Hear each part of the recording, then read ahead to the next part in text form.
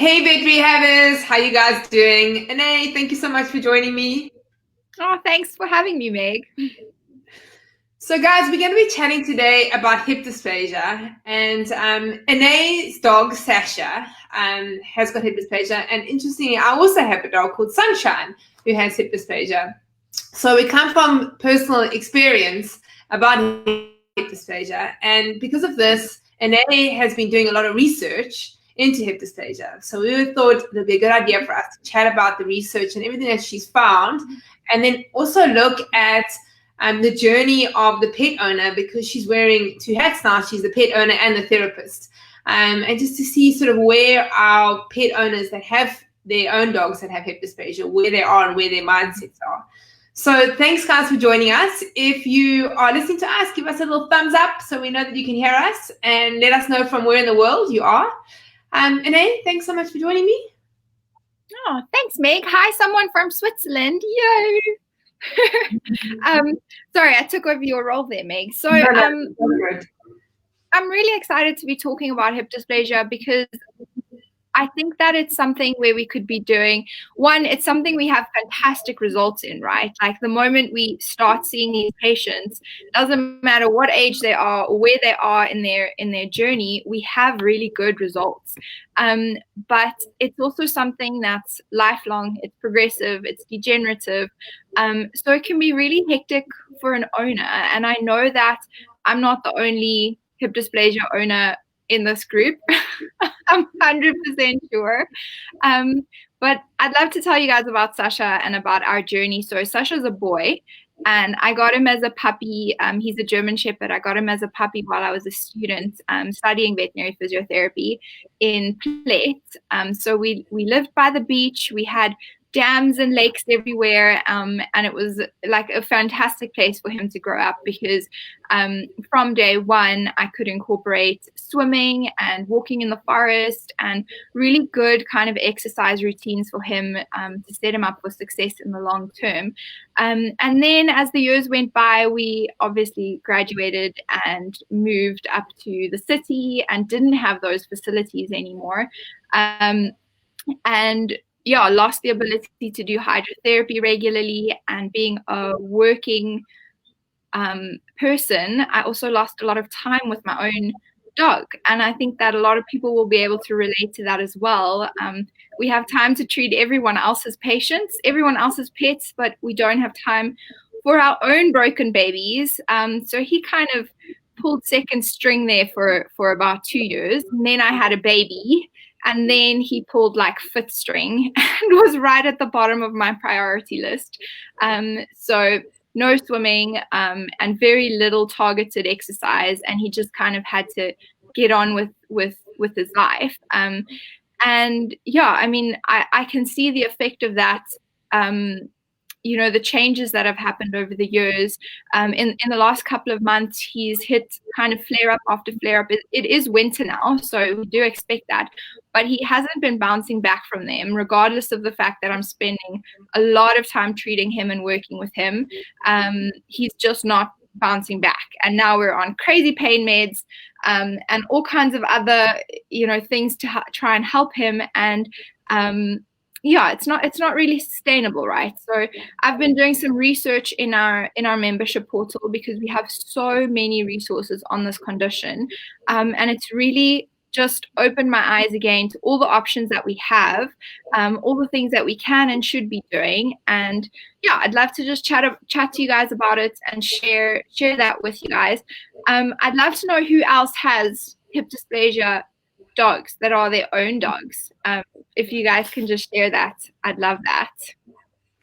Yeah, and if you guys do have your own dogs that are suffering from hip dysplasia and there are things that you're doing that are working or not working, just share with us. So this is really a discussion. We want to hear from you guys. So if you are live now, you can write. If you're listening as a recording, we're going to come back and have a look. And it's really about sharing all the things that we are doing with our patients or with our own dogs that is working in hip dysplasia. So, and then obviously you mentioned about all the amazing lectures that we have, and hip dysplasia is a topic that we've got so much information. So what is the key things that you've learned looking back into all that content.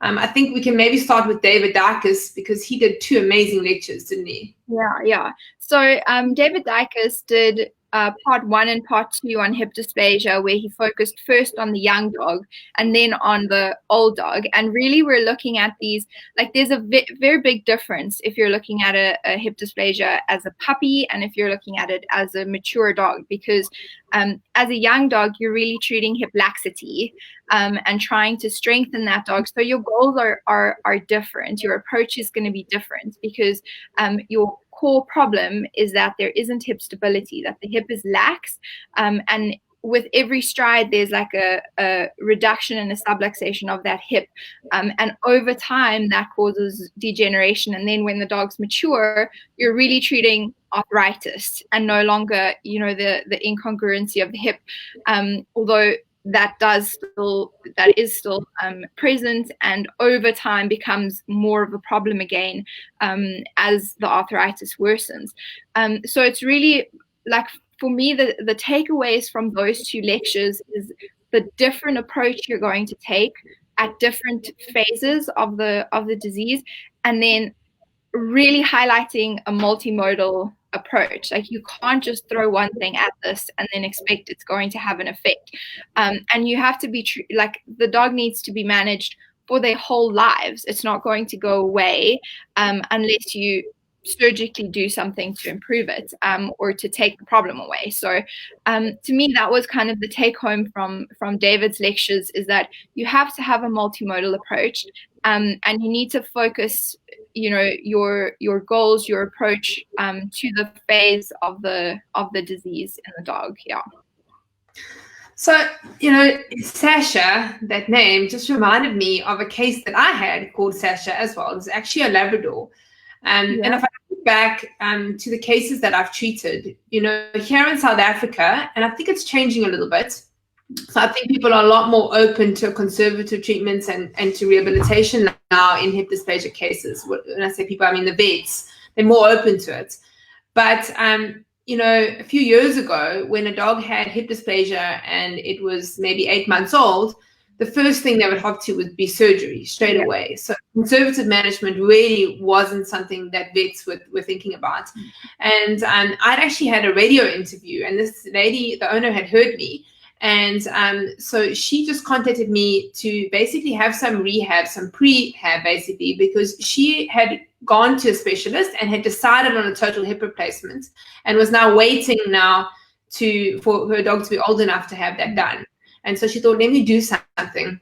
And the dog was about 6 or 7 months old, so very young. And this dog couldn't even stand. It was so sore. So we talk about in those early days where they have laxity, and that's actually the main problem.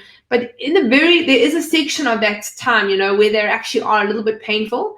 And then what happens is that head of the femur becomes a little bit ivory-like, there are little cracks and fissures, and then eventually that becomes ivory-like, and then that pain sort of goes away, and laxicity is their main problem, and they got to get through that. And I think what happens is they present to vets in that stage where they're a little bit painful, and then the vet wants to jump into surgery. Anyway, Sasha had basically, the surgeon had said that Sasha would need a total hip replacement on both sides eventually. And this was all planned, and she decided on this. And I started treating this dog using acupuncture. It was on anti-inflammatories twice a day, this dog, at like 6, 7 months of age. After 1 month, we got it off the anti-inflammatories. And Sasha never actually had a total hip replacement. But the owner is extremely diligent. So when I say that, she has carried on since Sasha's now like 12, 13 years of age. And she has gone for underwater treadmill every single week.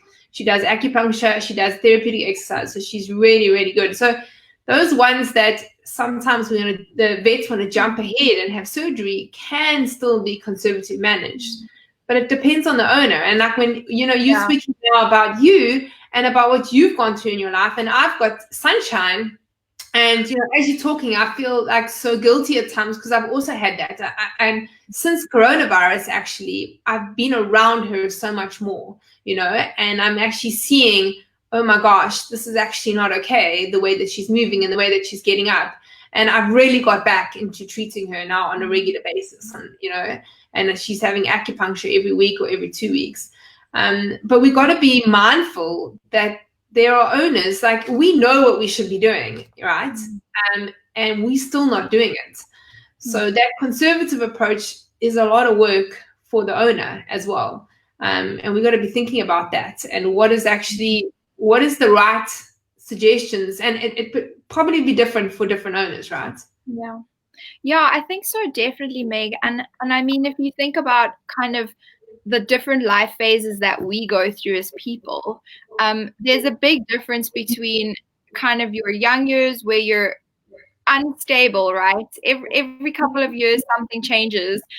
You move, you get a new job, you get married, you have kids. It's very hard to keep up a super consistent program or protocol with your dog if that's how your life is. Like, just, you may not have access to hydrotherapy, you may not have access to a rehabilitation therapist. You just, like, those things might not be options anymore at specific times in your life.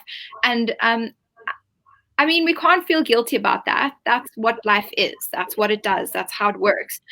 Versus someone whose kids are grown, they're out of the house, or they never had kids, they're stable in their job, in their environment, in their home. Like, they can set up their life so that they can manage their dog over years. They can build those relationships with a rehab therapist in their area and just kind of get into a routine and continue with it over the next 10 years, because they're going to be there for the next 10 years. So I think that's something as well to consider when we're chatting to our owners, when we're assessing kind of what advice we want to give them. That's going to be the best thing for their dog. Yeah. So now, obviously, with you and Sasha, now you've got to a point now where nothing you're doing was actually working, right? And then you were considering going down the surgical route. Yes. So I had him in for an assessment with a specialist, and I recently came into a bit of money, so I was like, I'm doing total hip replacements because this problem needs to go away. Like, I can't manage it on my own anymore. It needs to, my dog can't be in pain. I can't handle this. But actually, it's not realistic. Like, 2 hip replacements would be 120,000 Rand. And then that's kind of the starting price. So, yeah, it's again kind of like, can I invest that money? That's not an investment, right? I can't invest that money into my dog. I can't look at it that way. I need to invest that money for my child. So that's not an option. And then again, like, the kind of next option would be femoral head and neck resections. And I know that those can be done really successfully and you can have good outcomes. But in the back of my head, I'm kind of going the whole time, well, if his movement now isn't okay for me, if now I'm seeing all these things that are worrying me, how am I going to feel when he doesn't have those joints? Like, he might not be painful in his hips anymore, but he's going to have changed movement patterns, compensation. He's going to be shifting his weight forward. Like, now I'm just going to see even more red flags. So that's a concern for me. Whether it's 100% valid or not, I'm not sure, because every case is different, and every person that I speak to about the outcomes of femoral head and neck resections tells me something a bit different. So that's a bit of a difficult kind of decision to make. But yeah, so I do want to say, like, if I look at my dog and where he is now, and if I look at a client's dog when they say that their dog is really bad and painful, it's a completely different picture, right? I'm seeing things that they don't see. So he's not that bad on the scale of bad. It just feels really bad to me because I see all the little things. And yeah, he's my first dog. He's my baby.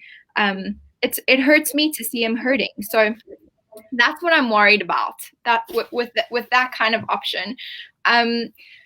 Yeah, and like, like we know that conservative management is successful. So I just needed to find more tools, different tools that are going to work for my dog, so that I can keep adding those in, and get him to be comfortable, to have a good quality of life.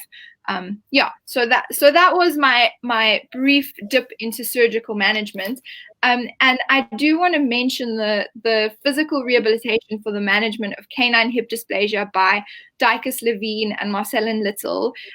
They go into all the surgical procedures and their rehab in that research article.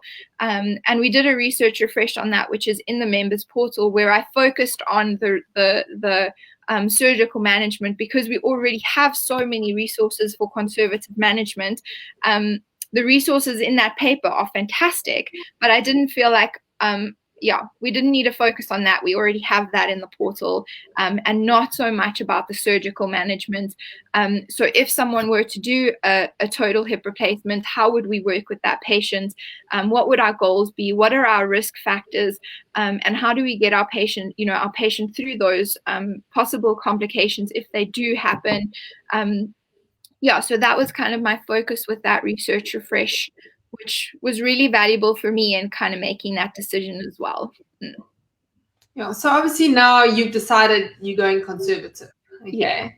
Yeah. So let's chat about all the options, because I think sometimes, if I think about when I was in practice, you start to do the things that you're used to doing and you think are working, but sometimes there are other things that you could be doing that might have a better effect, or in some cases it depends on obviously the animal.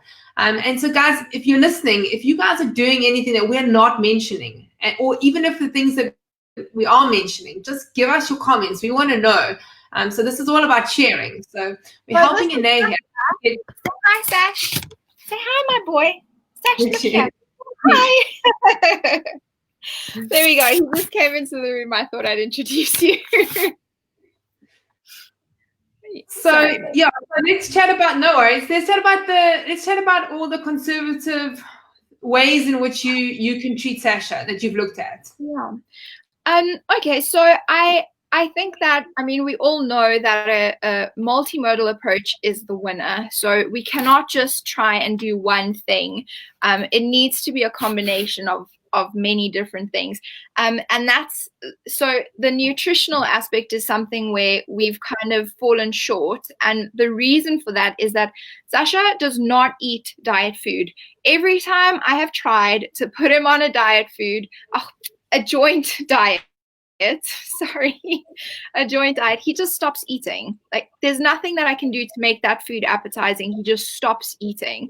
And over the long run, it's very expensive, right? Honestly, joint diets are not cheap. So we've started and then we stop. And the same thing happens with supplements. He'll be on it for a few days, if I'm lucky, a few weeks, and then he stops eating. So that's been really challenging.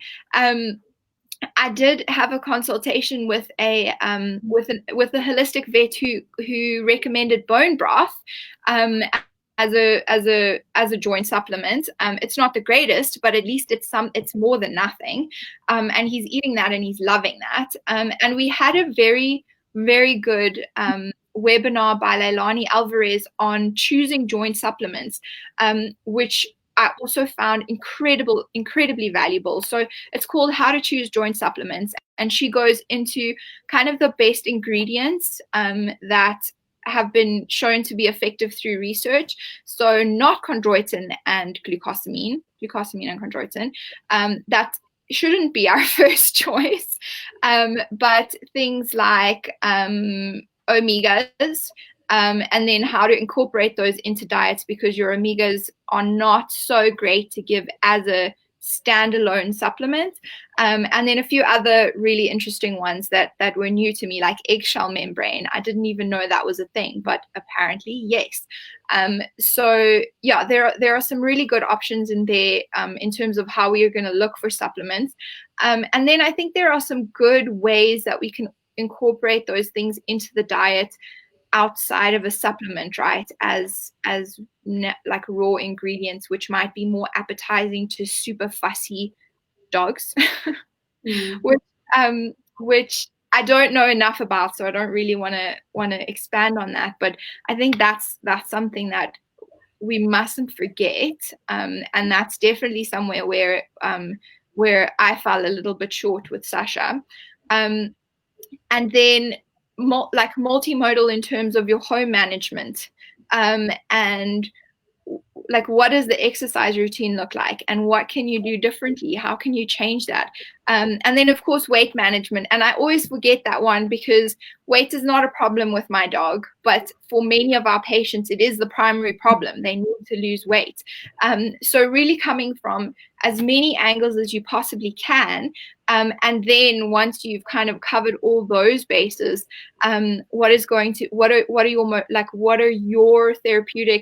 what is your therapeutic approach going to be?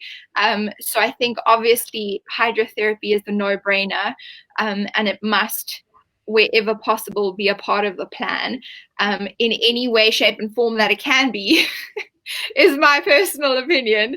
And then on top of that, Lisa Mason gave a fantastic lecture on the what, when, where, how, and why of our rehabilitation tools.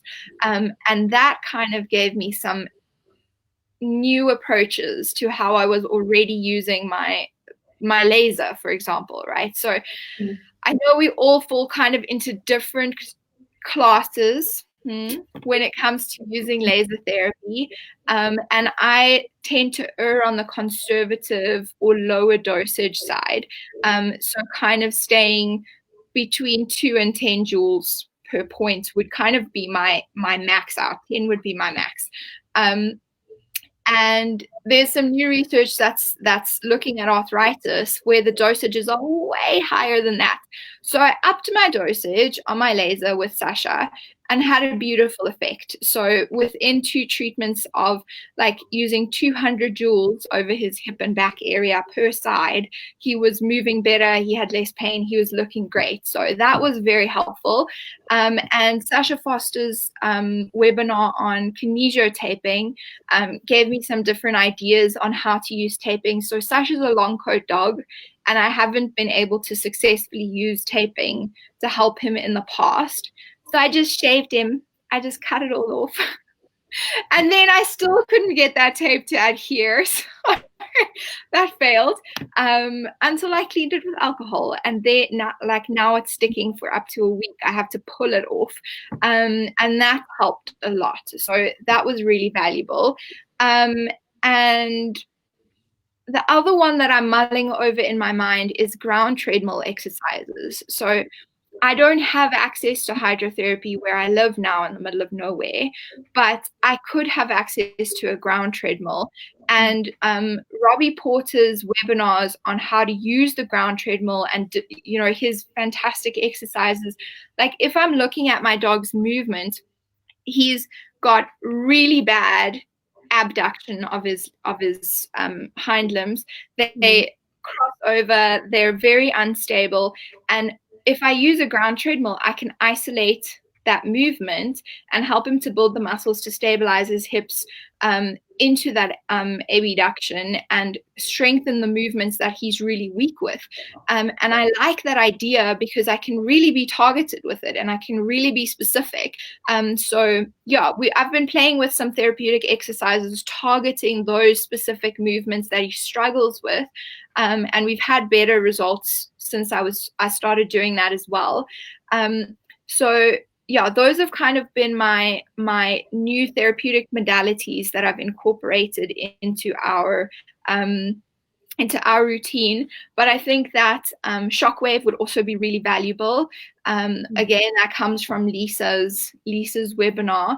And yeah, and then there's kind of a next step beyond that, right? Where we start to look at well, okay, that's what we can do as rehab therapists, but obviously working within a rehabilitation team or a veterinary team, what else can other members of the team bring to the table? And so speaking to a rehab vet, we're also looking at regenerative medicine and what we can do where we are. So like stem cells are not available everywhere. PRP is more more widely available and kind of more affordable as well. So that can be an option, but again, depending on where the patient is in the degeneration within the joint, right? So to me that she doesn't think that PRP would be a great option for Sasha because the arthritis is already too advanced. And if there's no healthy cartilage, then the PRP doesn't have anything to work with. So then you kind of don't have as great of an effect. So you need to find even something else. So I don't know if you want to jump in there, Meg. Well, so if I think like the things that I've used, which you haven't mentioned, is acupuncture. And I do that, like I said, every single week. So acupuncture for pain management, and when I look at these cases, I see two main things, okay? The one is managing pain, and the second one, strengthening them to help to support that hip. So those are like my two goals with those cases. Yeah. And being a vet, I'm able to do that, the acupuncture. But another thing that I used to do was like it's basically injecting sort of, they're not actually homeopathic, they're called anti-homotoxic medicines. So I don't know if you guys are familiar with things like Traumeal. So basically it's like a homeopathic medicine, and they come in small little vials, and what you do is you actually inject them into acupuncture points. So Traumeal is one that, and people that work with horses will probably more know about Traumeal because they use it a lot in the equine field. Even vets are using it there. So when I say vets that are just doing normal GP type of equine vets. But that I found was really, really, really useful, especially when I would do acupuncture and then I would inject into the acupuncture points the Traumeal, and I'd find that the results of the acupuncture would last really, really long. And I find, with those kind of cases, if you can manage their pain, then you're able to do the strengthening. So that's the first thing, is the pain. And that's one of the problems when we get to this end stage of hip dysplasia. These dogs are in pain. And so it's no point sending the owner home with a whole lot of therapeutic exercises if you're not managing the pain. And so that is like key. And before you put them into the treadmill and all that, you've got to get that pain under control. And as soon as you do, and then you start the strengthening, you start to see your results start to improve and the outcomes start to improve. But Sasha, it's so funny that there's just so many Sashas. So Sasha Foster is your dog, Sasha, that other dog, Sasha. Sasha Foster did a series of lectures for us on therapeutic exercise. And she mentioned something about doing therapeutic exercises. And sometimes, there's certain exercises where we actually might be doing more harm than good. Do you want to touch on that a little bit? Yeah, definitely. So, Sasha Foster's lecture where she was speaking about the hips is called Hip Instability. If you guys want to go check it out in the members portal, and something really interesting came up in that lecture.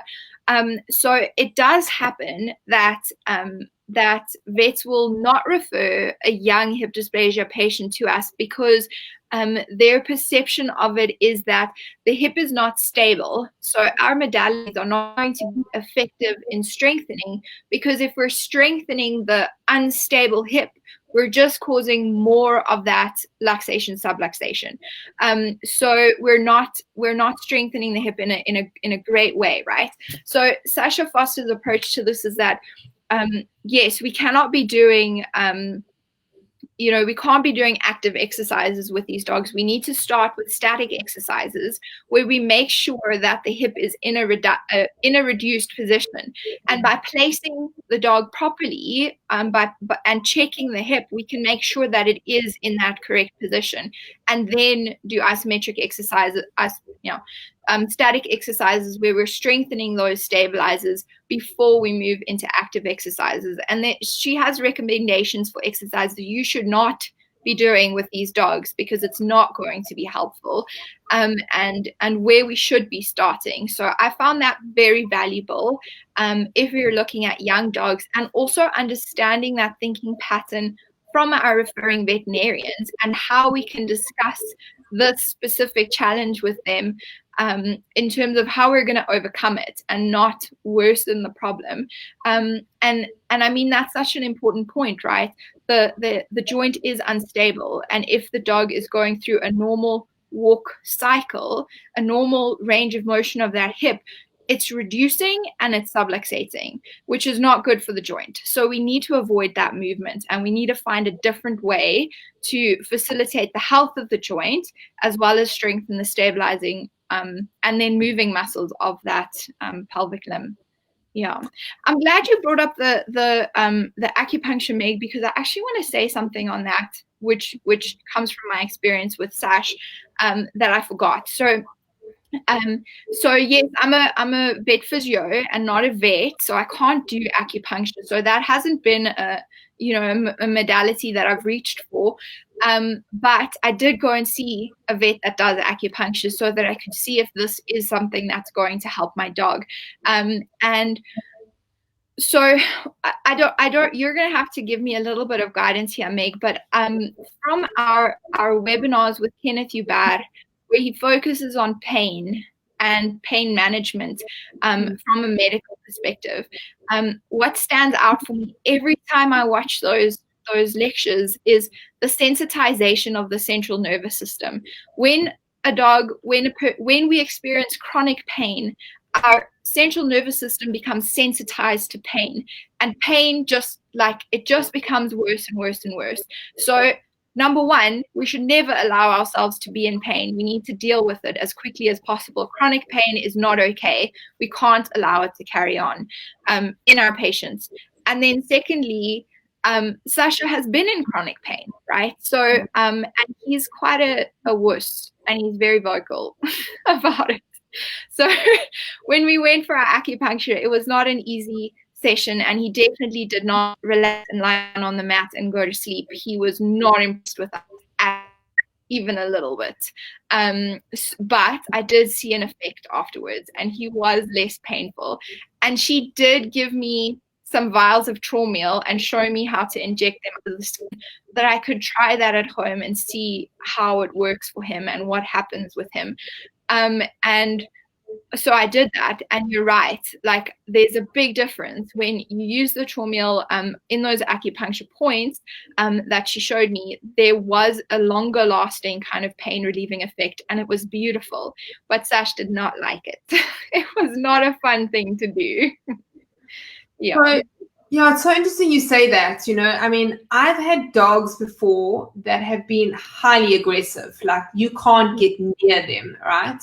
And always in those kind of cases, I'm always hesitant to treat them, because I feel sometimes if they're so tense and they're trying to bite you, they're trying to muzzle on, and the owners are panicking, like, how effective are my treatments ever going to be? So like with acupuncture, you can try and get a few needles in and then like step back, and then I put them on the pulse magnetic field therapy pads, and just hope something, but you can't do any manual kind of stuff with them. And, if I think about loads of cases, like especially those young dogs that have got hip dysplasia, and here in South Africa, we have a breed called a Boer Bull, which is like a cross between a Bull Mastiff and what? A Boer Bull is not something that people overseas would know about. No. So it's an African breed, but it's like a Bull Mastiff, but a little bit smaller than that. And they are known for being quite aggressive, okay? But a lot of them have hip dysplasia. And I can think about one particular case where I really couldn't get near the dog. Like, literally, I think I got one needle into the dog, that's it. And over the time, the owners just persevered, and they just said, no, like we have to help him. And eventually, by the end of it, that dog would come and just lie down, and I'd be able to put the needles in, and the owner would be there. The muzzle was off like 6 weeks later, and the dog loved me, suddenly, because it associated me obviously with the pain going away. But so what I'm saying is that Sasha might have been a little bit nervous and a little bit averse, but eventually they actually start to realize. And if I look at my Sunshine, she comes now and she actually I put the mat down and she knows what's happening. And she comes and she puts her back towards me and she puts her where she needs to be treated. And she also in the beginning, Sunshine was so difficult. She would I actually hated doing acupuncture because I couldn't keep her still, and now she just completely lies down. And one thing that you will find with acupuncture is that you actually need to have a series of acupunctures for it to actually start to have effect. So if they respond to one treatment, then that's a really good sign. And usually only after 4 weeks, if you do it once a week for 4 weeks, then you really start to see lasting effects. And then you can actually do it on a monthly basis. And most of them are actually fine. So, yeah. And I mean, I think of another case. It was a dog exactly the same. And I used to rent a place that was right next to a veterinary practice. So I had my practice. And this particular dog, whenever any veterinary stuff had to happen, they had to come and call me from my practice to come and look in the dog's ear and do the eye and to put a catheter in. Whenever they had to ask me to come because I was the only one that the dog, trusted because of that. Exactly the same. When I went to the vet there, he had a muzzle on. And so I think that they get used to it. That's what I'm saying, is that it's initially it is because they're also associating whatever's happening with the vet and all the things that are happening in the vet. And if you in your practice really try to minimize, and I think all of us veterinary habits do this, anything horrible happening, our treatments should be calm and relaxing. And that's why I always say, like, I never clip nails and I don't express anal glands. So, when you're a vet, client will try and jump to that opportunity, and I don't do it because then they associate us with that as horrible things. Yeah, Sashi is a bit like the opposite to our normal because he was a student dog. So we used to practice on him. And now he associates anyone else who wants to do anything with him with being uncomfortable and being painful, because they would obviously test his hips and poke and prod, and he was not into it. Whereas mom can do anything and he'll just lie there. He might complain, but he'll behave himself. And so he's like the opposite. I haven't been able to get him to someone else to treat effectively because he just has this association with everyone else sucks and mom is allowed to touch me, which is okay. It's okay, yeah. So I've got the opposite with my dogs, especially Sushi. She just sees me and if I've got something in my hand that she thinks it's anything veterinary like, she's out the door. So, I mean, chatting about the pain control, I think the one thing is that we often get pet owners, and especially the type of pet owners that come to us are often anti-medication, right? They're looking for something alternative. And I think it's always a challenge for us to be able to make sure that they are giving anti-inflammatories and painkillers if the dog needs it. For me, my goal was always to get the dog off them. So find alternative ways to manage this dog's pain so they don't have to be on the anti-inflammatories and painkillers long term. But if they're needed, they are needed. And if the owner is not giving them, it obviously affects our treatments. And we're not able to do that strengthening, and in long term, we don't get the results that we want. So that's a challenge. And I think it's an important one to think about because yes, like I don't want Sash to be on anti-inflammatories and opioids and but I also like pain is not okay, and to me that has really been highlighted over the last while. Like he can't even be in a low level of pain because of that sensitization that's happening all the time. It's just not okay. So I think if we can get our owners to understand that any amount of pain is going to prime your nervous system for pain, so that the next time that it experiences pain, it'll be better at experiencing that pain, which means it's worse. So it's faster and it's worse immediately. And the longer your dog is experiencing pain, the faster and worse that pain signal is all the time. So I think, and I mean, that's like, it's a mind-blowing kind of thing to think about, that our nervous system is that plastic. It can adapt that quickly, but it does, and we need to remember that. So working closely with your veterinarian in terms of making sure that the dog is on enough pain medication for where he is important. Yeah, like I say, at the moment, Sasha's on non-steroidals and opioids, and it's bordering on enough. I think we need to add something else in there as well. So yeah, it's important. And then obviously also we have all these people that are innovating and inventing things. So I think we couldn't carry on talking about hip dysplasia if we didn't talk about people that are making products. So there's that Canine Hip line, and I think we must really get, I think it's Lisa, we'd really like to get her on a Facebook Live to chat about her product and how that's helping dogs with hip dysplasia. So there's so much happening.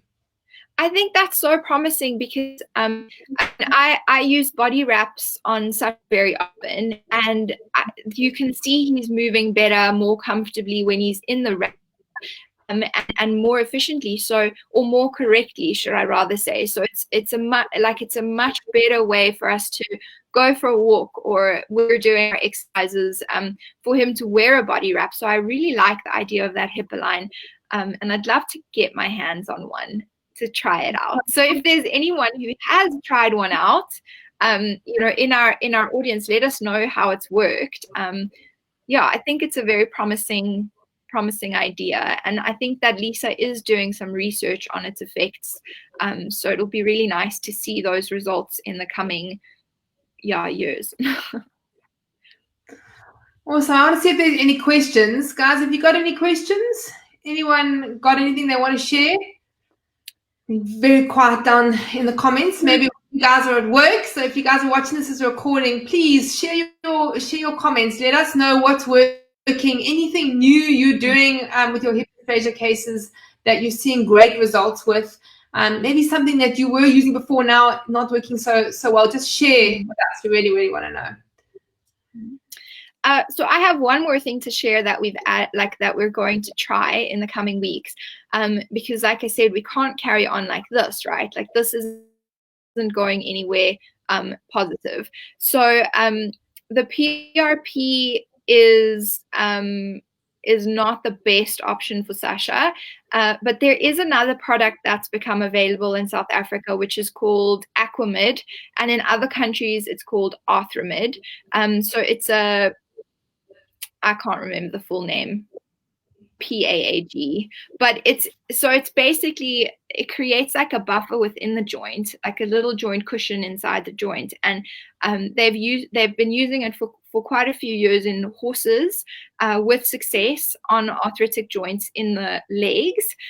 So I think that it's starting to come into dogs now more, and there has been a research paper on its use in elbows.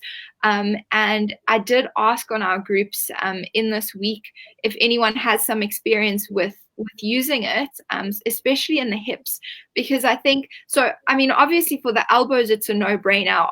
Our options are so limited when it comes to what we can do in the elbows, that's a really good option for us to try. And there was some mixed feedback about its use in the hips, with some saying that it wasn't really effective, and some saying that they have had some success with it. So our next step to try is to do some joint injections with the Aquamid and see how that goes. I'm losing you a little bit in there. Well, we're looking forward to. I think just for a little bit. Yeah, looking forward to seeing how that all goes. So you'll have to give us all some feedback. Okay. I definitely will. When I think we've got delays happening. Thanks so much. All right, guys. Thanks so much for joining us. Anae, thank you for sharing your story and for all the learning that you found. And you've actually got an amazing blog that Anae wrote. So I'm going to ask Ellie from the Online Pet Health team, won't you share the link of that blog in the comments, because it actually summarizes a lot of the stuff that we've been chatting about. So thanks for sharing, Anae. It's been great. And do you guys want me to share this list of webinars in the comments so that you can have a look at it? Yeah, I think that'd be a great idea. If I can comment. I'm going to try.